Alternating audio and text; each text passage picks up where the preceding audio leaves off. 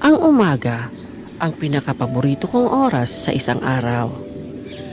Yung sandaling nag-aagaw ang liwanag at dilim. Tahimik pa ang mundo at dahan-dahan itong gigising.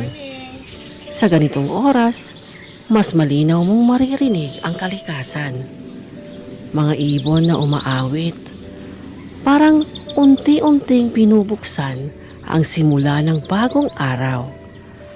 At sa katahimikan, naroon ang banayad na agos ng tubig. Malinis, malamig, payapa. Walang ingay pero tuloy-tuloy.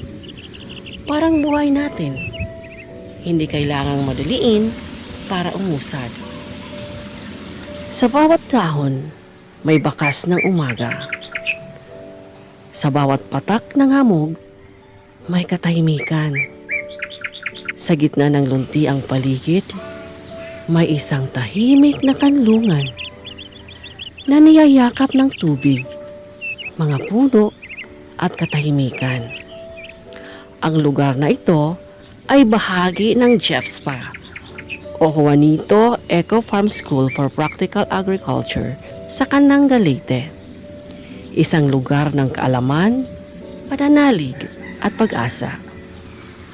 Pag-aari ng isang kaibigan na parehong nagmamahal sa kalikasan at natural na pagsasaka.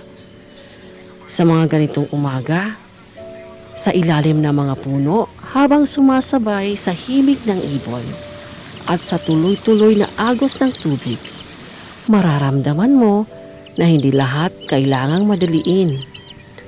Na walang punong puputulin sa ngalan ng pag-unlad, na may ganda ang paghihintay, katulad ng ube na tahimik na lumalaki sa pag-agos ng panahon.